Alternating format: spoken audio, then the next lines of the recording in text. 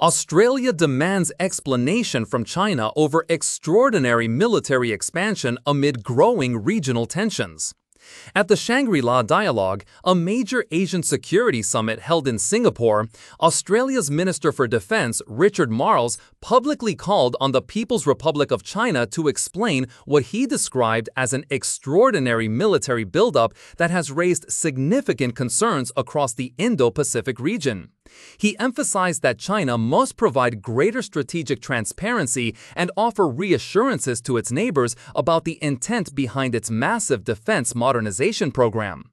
According to Minister Marles, China's ongoing and rapid military expansion represents the largest conventional military buildup by any nation since the conclusion of the Second World War.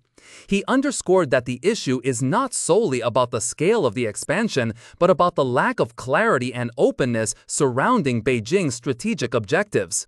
What is missing, Marles stated, is an open explanation about why this level of military growth is necessary and how it fits into China's broader regional and global posture.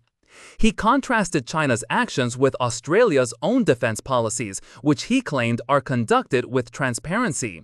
Marles pointed to Australia's publicly released national defense strategy and regular reviews as examples of how nations can build trust among regional partners.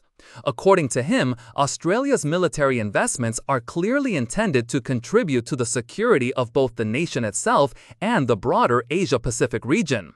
Regarding recent tensions, Marles was questioned about a controversial Chinese military exercise that took place near the maritime boundaries of Australia and New Zealand in February.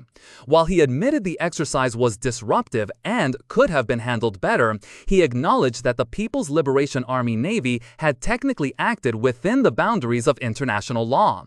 He reiterated that the central issue remains the rules-based international order which Australia and its allies are committed to upholding. Marles also addressed discussions around defense spending.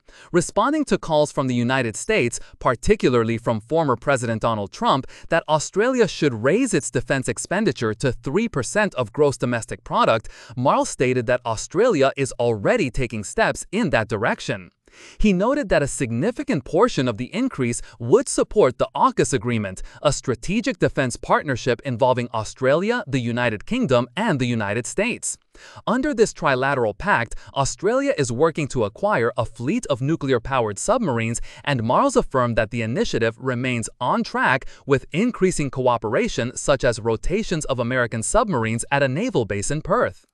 Separately, the Philippines Minister for National Defense, Gilberto Teodoro Jr., voiced strong condemnation of China's actions in the South China Sea, where both countries have long-standing maritime disputes.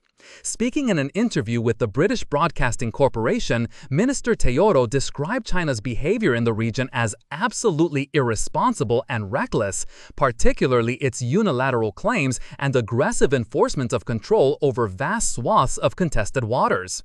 Teodoro emphasized that such behavior is unacceptable and that the international community must not allow Beijing to dominate international waters that are vital to global trade and regional stability. He said that, like many smaller nations, the Philippines supports the continued leadership of the United States and Europe in defending the principles of freedom, sovereignty, and democratic governance. In his view, the issue is not just about territory or resources, it is about the preservation of a way of life that prioritizes dignity, free expression, and human rights without constant surveillance or authoritarian oversight. He indirectly referenced China's political system, warning against a future in which smaller nations are intimidated or coerced by more powerful states.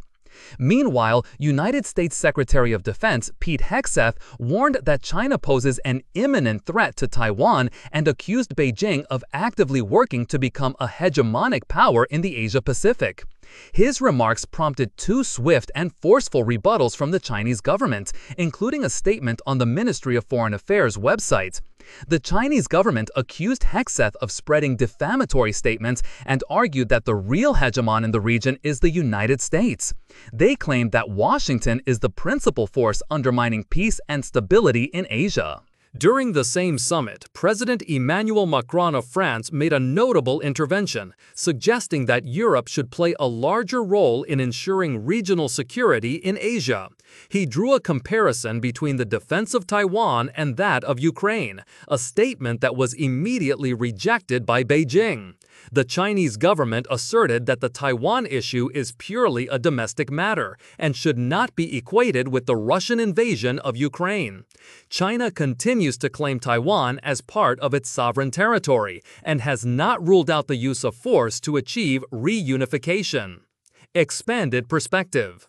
China's rapid military buildup, combined with its increasingly assertive actions in the South China Sea and near Taiwan, has become a defining issue in contemporary geopolitics.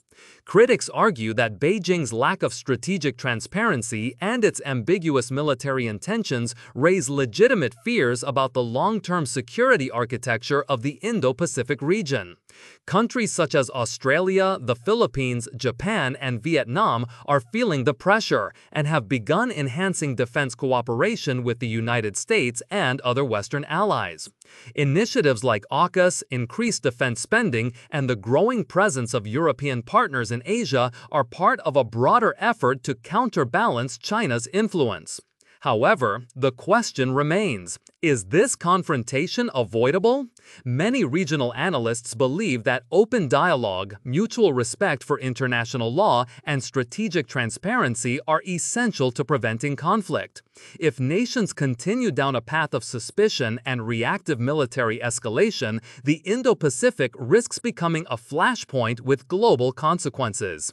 Subscribe to the channel to see the latest videos.